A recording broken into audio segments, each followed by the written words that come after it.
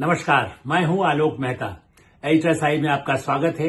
हमारा अनुरोध है कि आप एडिटर्स देखें, लाइक करें, सब्सक्राइब करें, मित्रों को, ग्रुप्स को फॉरवर्ड करें और उनसे भी आग्रह करें कि वे भी सब्सक्राइब करें ताकि अधिकाधिक दर्शकों तक हमारी बात पहुंच सके और उनकी राय और आपकी राय कमेंट्स के रूप में हमें मिले तो उसका हमेशा स्वागत है। प्रधानमंत्री नरेंद्र मोदी का संगम स्नान, महाकुंभ और लोकतंत्र का पर्व चुनाव। दिल्ली राजधानी, देश की नहीं दुनिया की निगाह लगी होती है दिल्ली पर और इस बार दिल्ली विधानसभा के चुनाव की मतदान की तारीख 5 और प्रधानमंत्री नरेंद्र मोदी का संगम स्नान। ये एक बहुत ही दिलचस्प कह सकते हैं और ऐतिहासिक क्षण भी कहा जाएगा, क्योंकि ये संयोग कहिए, हर बार ऐसा मौका आता है जब कोई न कोई धार्मिक पर्व होता ही है और प्रधानमंत्री की धार्मिक आस्था, भारतीय संस्कृति, भारतीय धर्म, हिंदू धर्म, इन सब की जो आस्था और धार्मिक और उनकी नहीं, करोड़ों लोगों की भावनाओं से जुड़ा हुआ संगम, करोड़ों लोगों की भावना से जुड़ी हुई गंगा, करोड़ों लोगों की भावना से जुड़ा हुआ हिमालय और साथ में लोकतंत्र। जिस तरह से इसका संगम जो है आज, इसलिए उसकी चर्चा इसलिए महत्वपूर्ण है कि संगम के स्नान पर भी कहीं न कहीं राजनीति वालों की निगाह कहती है कि अरे ये क्यों हो रहा है, कैसे बिल्ली रास्ता काटे। कुछ ऐसे अंधविश्वासी होते ना कि हम भी ऐसा कुछ करेंगे जिससे प्रधानमंत्री मोदी की जो संगम स्नान है उसमें कहीं न कहीं ऐसा लगे कि नहीं, हमारी तरफ भी ध्यान जाए।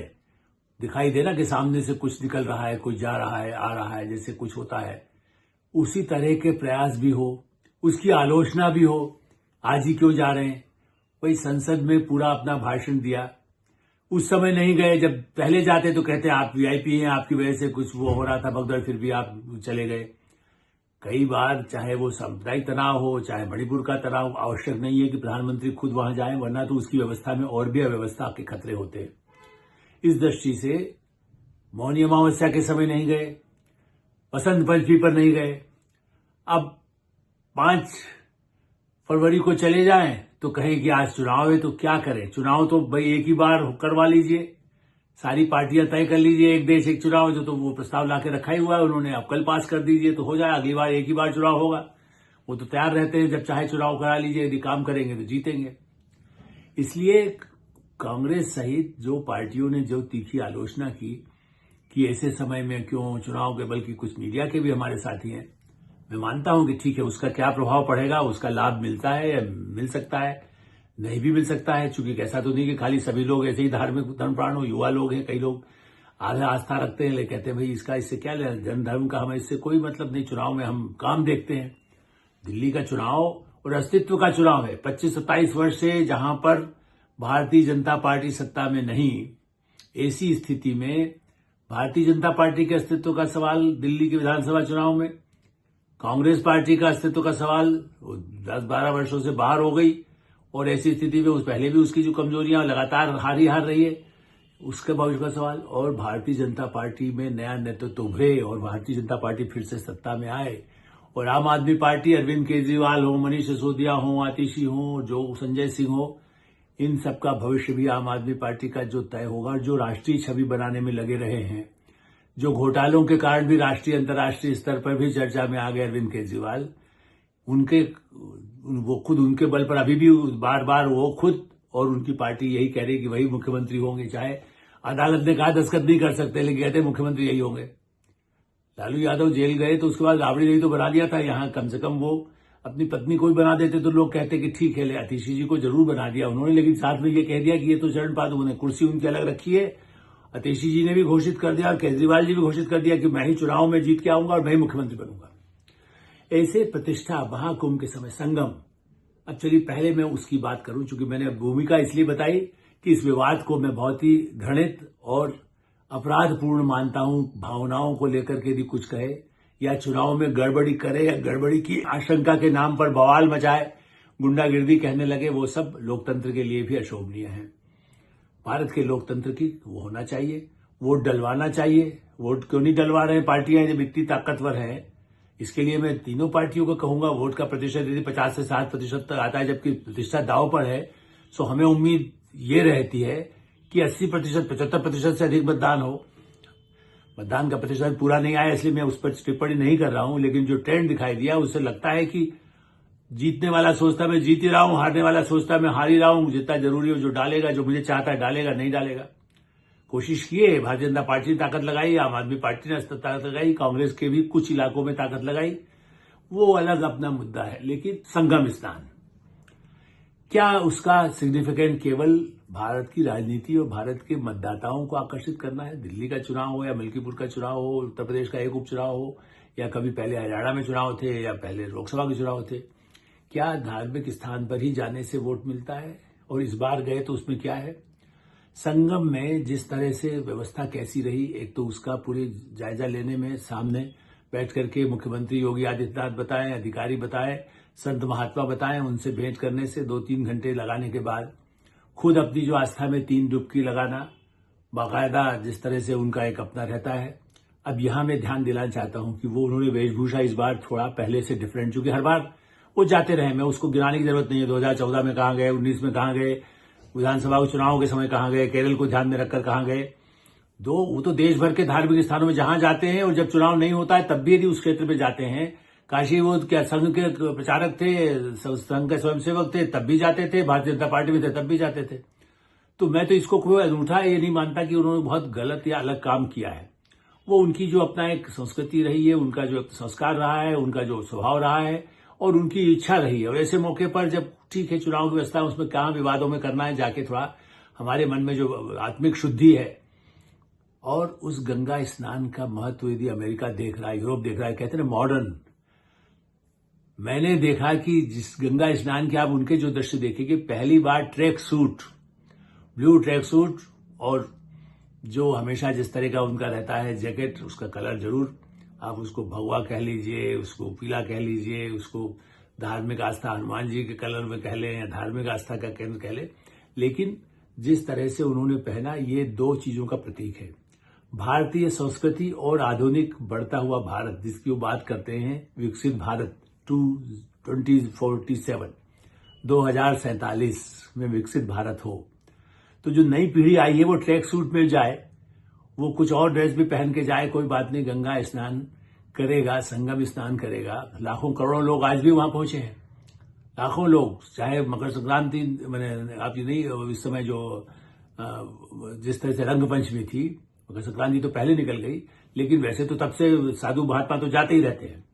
इसके बाद मौनी अमावस्या निकल गई, लेकिन ट्रैक सूट और साथ में जो ऊपर जैकेट जो पहना उन्होंने, जो पूरा फुल, और डुबकियां लगाई, वो इस बात का भी प्रतीक है कि गंगा को पवित्र रखना है, गंगा को शुद्ध रखना है, गंगा का पानी अमृत बनाए रखना है, यमुना का पानी पवित्र अमृत बना के रखना है, गोदावरी का पानी, सरस्वती तो वहां मिलती है, ये शायद वो अदृश्य जिसे कह सकते हैं, संगम स्थान पर तो यही कहा जाता है। तो 2 संदेश इस बात के हैं।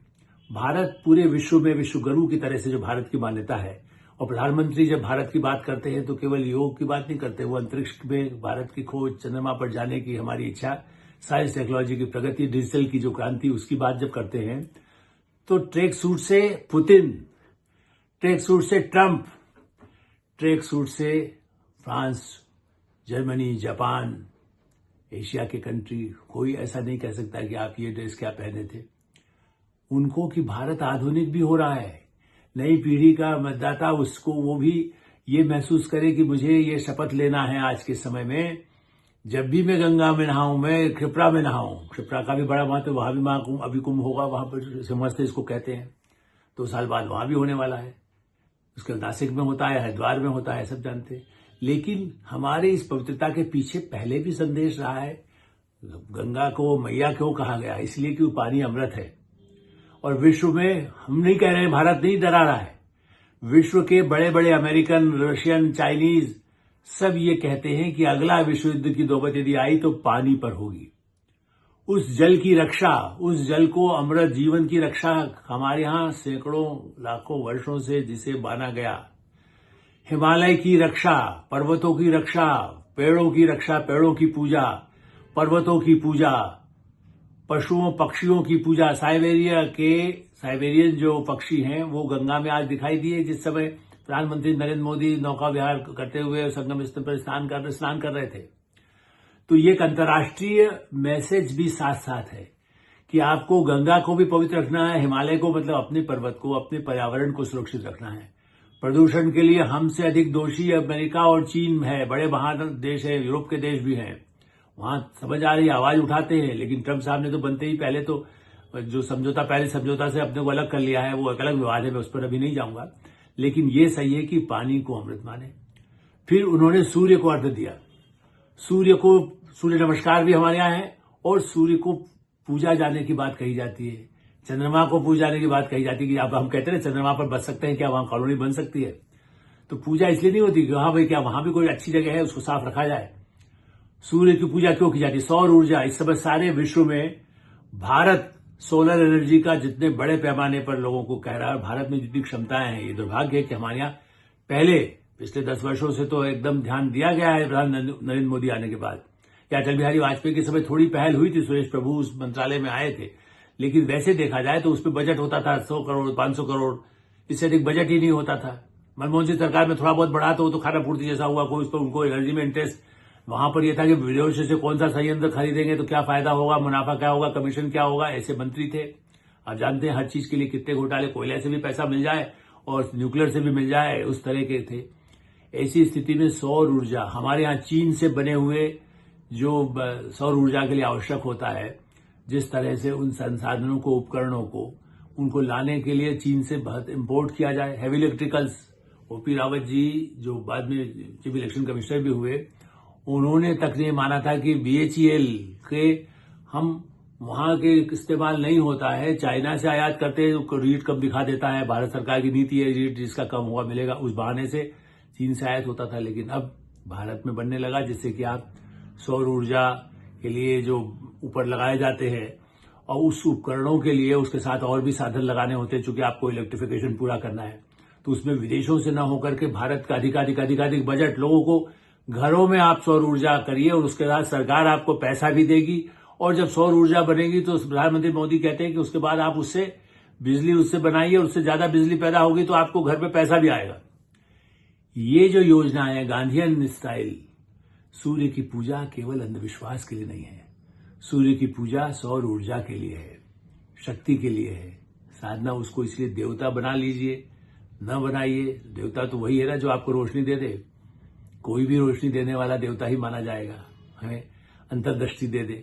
तो उस दृष्टि से पर्यावरण की रक्षा, गंगा के बहाने जल की रक्षा और सौर ऊर्जा से शक्ति, बिजली की शक्ति, और उससे भारत को समृद्ध बनाने की जो प्रयास है, उस प्रतीक से प्रधानमंत्री नरेंद्र मोदी का संगम में जाके न केवल गंगा स्नान, संगम स्नान करना, बल्कि सूर्य की आराधना करने से एक अंतर्राष्ट्रीय मैसेज पर्यावरण को लेकर और भविष्य को लेकर के जो है, और साथ में दिल्ली के चुनावों का परिणाम, फिर मैं कहूंगा कि जिन कार्यकर्ताओं ने, संगठन ने अधिक शक्ति से काम किया, परिणाम उसी के अनुकूल आएगा।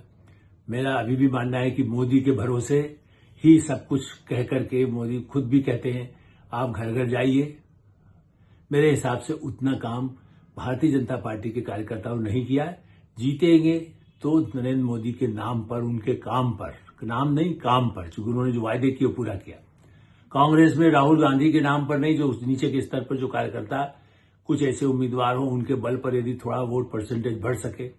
आम आदमी पार्टी यदि पतन हो रहा है तो उसकी जो आशा अपेक्षा थी, उसका बड़ा कारण केजरीवाल, उनकी पूरी टीम, मनीष सिसोदिया और उनके साथी और बाहर के लोग, उन सबके भ्रष्टाचार, और उन्होंने ईमानदार लोगों को बाहर निकाला, उसकी सजा उन्हें मिल सकती है यदि परिणाम उनके विपरीत आए। मैं अभी भविष्यवाणी इसलिए नहीं करता कि मेरा मानना है कि जनता फैसला कर रही, जनता फैसला कर देगी। संकेत निश्चित रूप से, कल भी हमने कहा था कि उनके लिए अनुकूल नहीं है, इसीलिए वो गंदी भाषाओं का इस्तेमाल कर रहे हैं, खुद आपराधिक तत्वों को सहयोग दे रहे हैं, और उसका परिणाम अच्छा या बुरा उन्हें खुद भी भुगतना होगा, या और पार्टी यदि कोई गलत काम करती है तो उसका भी नतीजा उसे ही भुगतना होगा। एटसाई में हम यही विराम देते हैं। आप एटसाई देखते रहें, लाइक करें, सब्सक्राइब करें, मित्रों को, ग्रुप्स को फॉरवर्ड करें, और आपकी जो राय है उससे भी हमें अवश्य अवगत कराएं। धन्यवाद, नमस्कार।